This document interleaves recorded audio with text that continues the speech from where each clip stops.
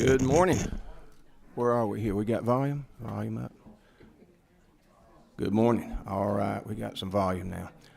All right, got a few last minute things going on here, but it's after 8.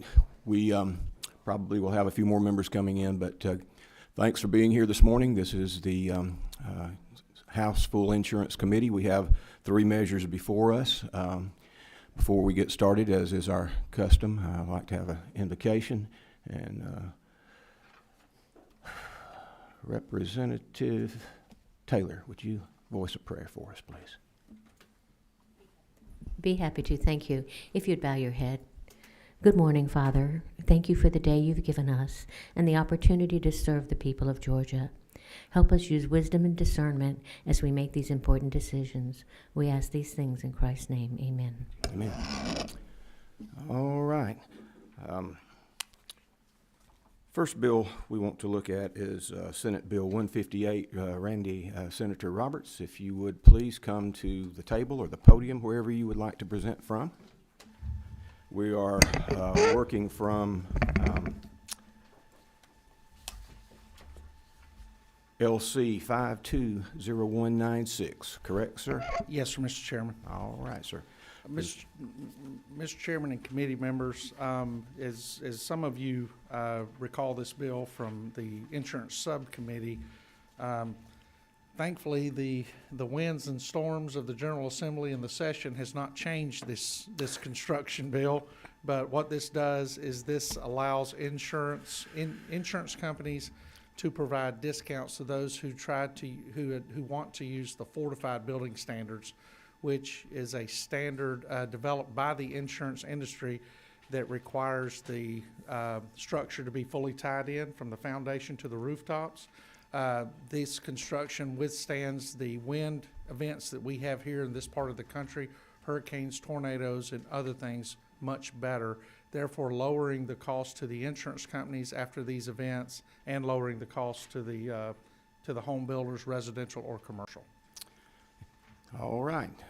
This is a voluntary program as far as the discount's concerned. Yes, sir. All right. Yes, sir. Very good. And whatever the discount is to be determined by the company. Correct. Going to be determined by the carrier. Alabama adopted this a few years back, and the value of homes actually went up because of this fortified construction, and consumers have seen drops in premiums discounts anywhere between 30% to 70% based on where they're located, especially those down near the Florida coast where they tend to catch the winds from the hurricanes and things of that nature. I have actually the 2020 fortified construction manual. The increased cost for the homeowner is only about 1% to 2% when building the home, but the value of the home has increased somewhere around an average of 10 to 12%. But as we all know in this part of the country, especially with tornadoes and things of that nature, the expense really comes on the backside after these are over. And this right here takes a lot of pressure off insurance companies and those who live in those houses. And if my memory serves, this is a companion bill or a mirror bill to a House bill that we've passed. I think Representative Gamble carried. Is that correct? Yes, sir. Yes, sir. Right. The fine governor's floor leader championed that through the House, and I'm just trying to follow his lead. I got you. Any questions from members of the committee? Well, let's see, 25. Who is 25? Me. Go right ahead. At the appropriate time do pass. Okay. Second. See no questions. Have a motion do pass and a second. All in favor, say aye. Aye. All opposed, like sign. I think you're moving on to the next level. Thank you very much, Mr. Chairman. I appreciate it. Y'all have a great day. You too. Thank you. And all right, she's back. Also, next on the agenda is Senate Bill 20. Senator Kirkpatrick, if you would please come to the podium. And let's see, make sure we're working from the right bill. Working from LC 520292S SCS. Now, there's not been any changes to this since we were in subcommittee? No, sir, Mr. Chair. All right, very good then. Please present your bill. Thank you very much. Many of you have heard this already, but what we're dealing with Senate Bill 20 is network adequacy, the adequacy of commercial health insurance networks. The federal government has created new network adequacy standards that define appropriate time and distance to reach an network provider. They're very specific, and they're broken down by location and by specialty. This bill gives our insurance commissioner the authority to assess our state's health insurance networks and the tools to get more information and ensure compliance. It applies to mental as well as physical health.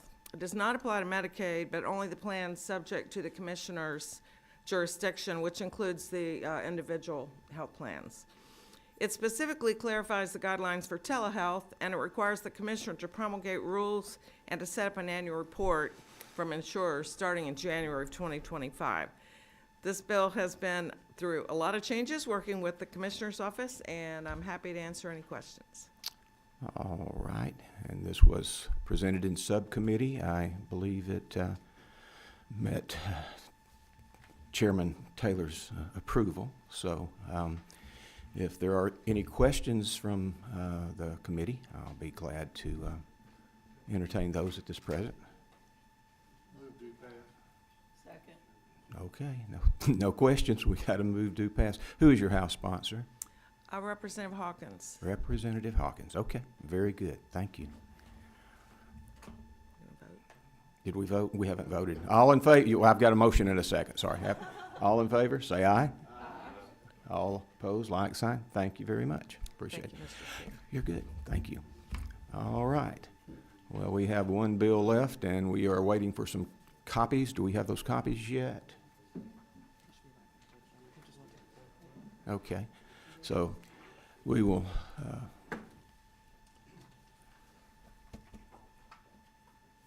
stand down for just a few minutes until we get those copies, and then we'll hear Senate Bill 110.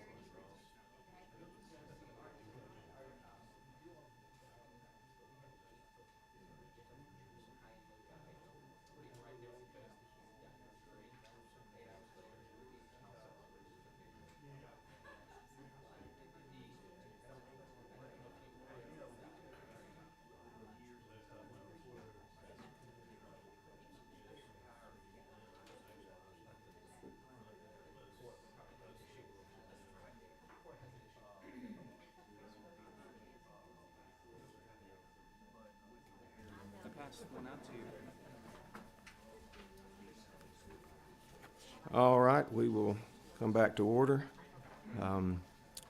Next up, we have Senate Bill 110 by Senator Larry Walker. If you would, please, table my podium, that's fine. And we are working from LC 520316S, is that correct? Yes, sir. All right, sir. All right, present your bill, sir. Thank you, Mr. Chairman, and thank you, committee, and I appreciate your indulgence and patience. This morning, this bill continues to get better and better.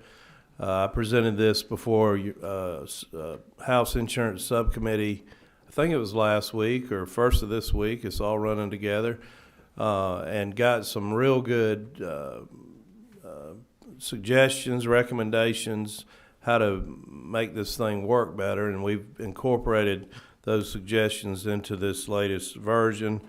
And I want to just tell you, I don't have all my talking points with me, but basically our sheriffs are constitutional officers, and they're the chief law enforcement officer in each county, and they have a lot of duties, including service of papers for the court. They've got to maintain the jail, but they also are charged with keeping peace in the community, and they're on the ground, boots on the ground, keeping our community safe.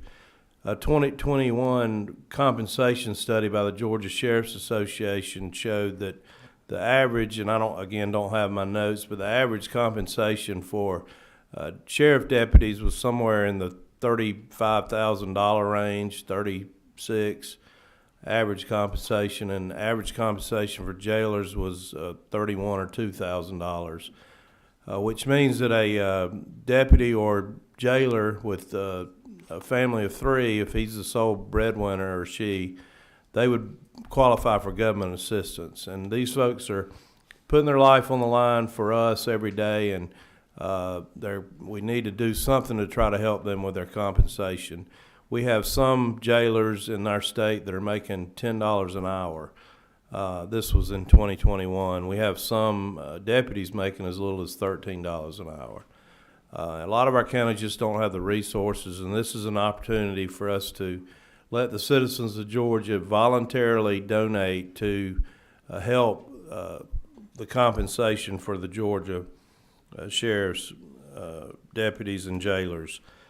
We initially had, the reason it's in the insurance committee, and that we initially had talked about doing a checkoff on your auto insurance bill and on your auto insurance application, and with the input from this committee, a lot of people have their auto insurance on auto renewal, auto pay. There would be no good way to give them the opportunity to donate in that case. And then the other situation that was brought up by Representative Hughley is the insurance agent on new business is already having to try to explain uninsured motorists and whether you want the added on or the reduced and diminished value and all these other situations, and this would just put one more burden on the insurance agent to try to explain. And so the suggestion was, let's put this on wouldn't it be a better, more efficient and streamlined process to put it on your vehicle registration? I thought at the time that was a great idea. This is the Lieutenant Governor's initiative, so I wanted to be sure and check with them. They thought it was a great idea. Actually, we think it might generate more revenue. So basically, on your annual vehicle registration, you will have a opportunity to check a box and donate $3 to support our Georgia sheriffs. The money would be collected instead of by the insurance commissioner in this new version. It would be collected by the local tax office, and then it would be remitted to the Georgia Department of Revenue in their weekly remittance reports that they're accustomed to already doing. The local folks are already doing that. Then the Department of Revenue, instead of distributing it to the 159 sheriffs, they would actually send a check annually to the Georgia Sheriff's Association, and the Georgia Sheriff's Association has a pretty robust office for accounting for all kind of different funds they're handling, and they would present the checks to each 159 sheriff. All right. Have a few questions here. Let's see, I think Representative Tarvin was first up. Thank you, Mr. Chairman. Could the author point out the difference in the line that the change was in 310S and 316S? Let me grab 310S. No, well, the chairman may know. I'm just.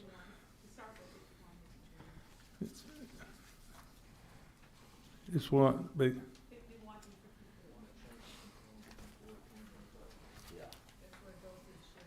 Right. Section G, Thank you.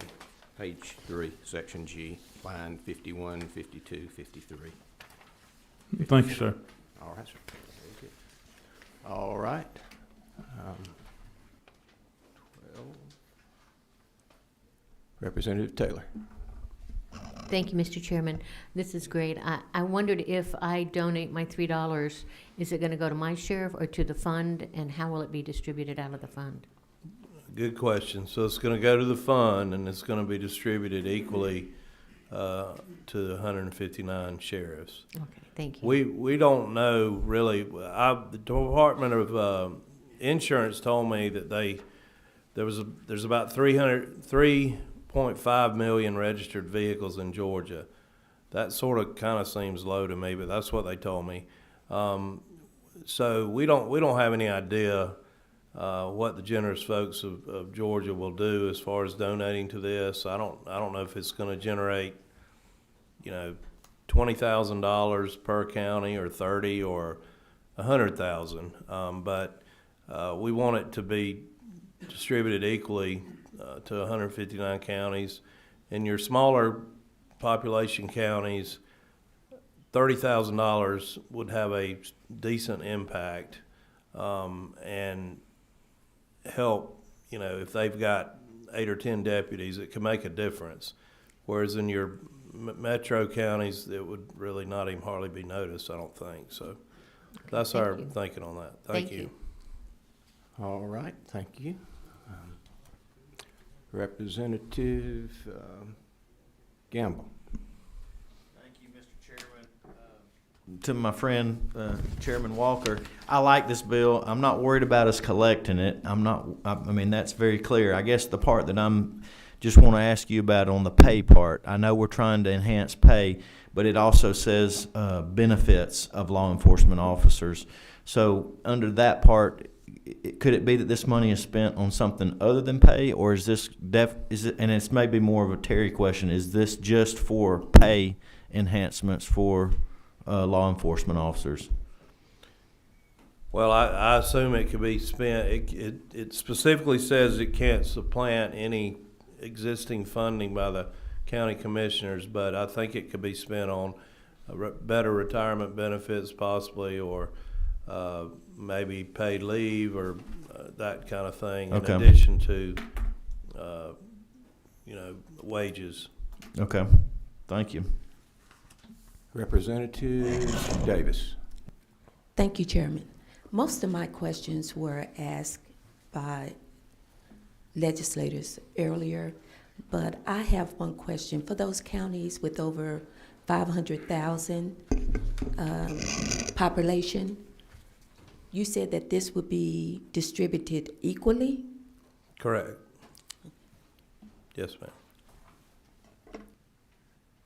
Thank you. Representative Williams.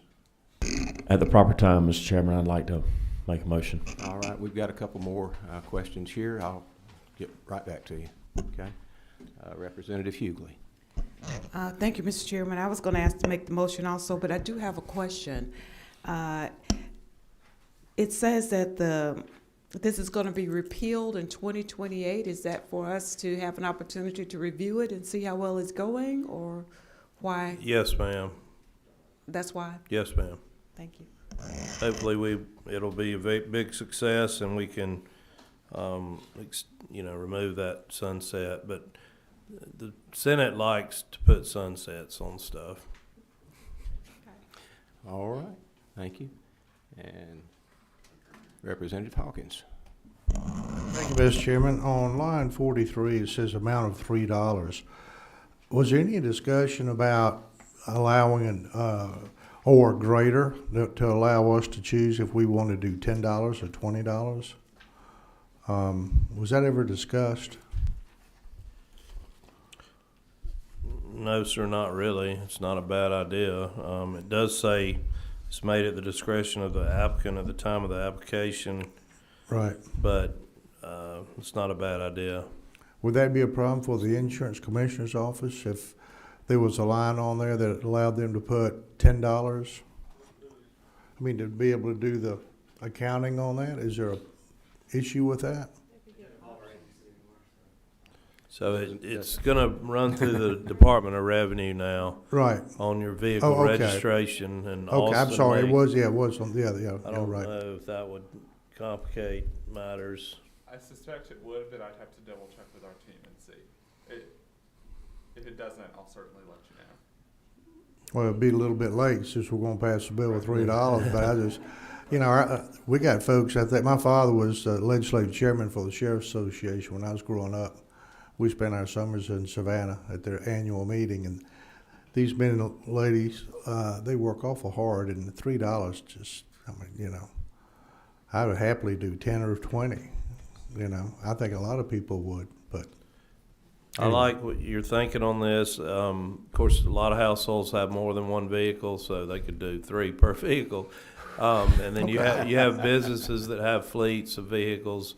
All right. I think this isn't a pilot program, but I think it's such a novel new concept. We really don't know what kind of acceptance it's going to be. And right.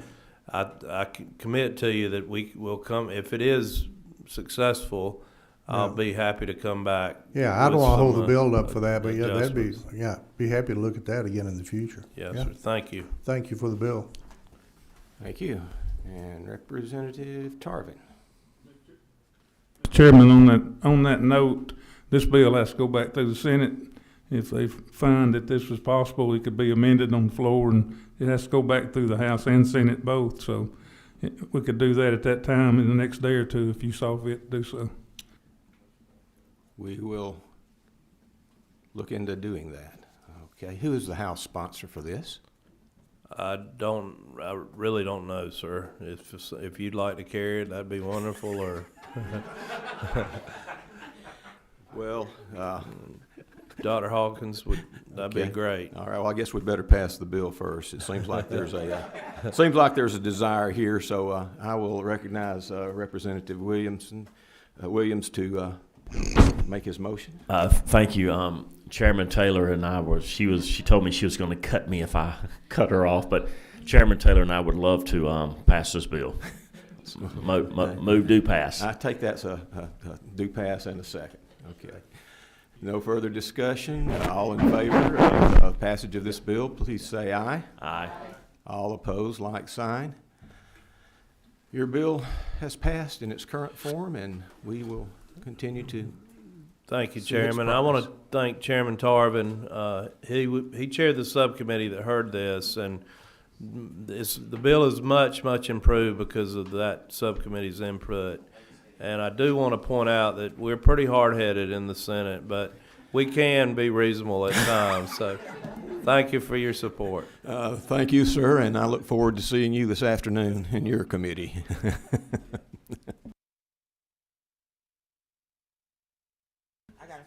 We are dismissed. Think I can accommodate that. Thank you.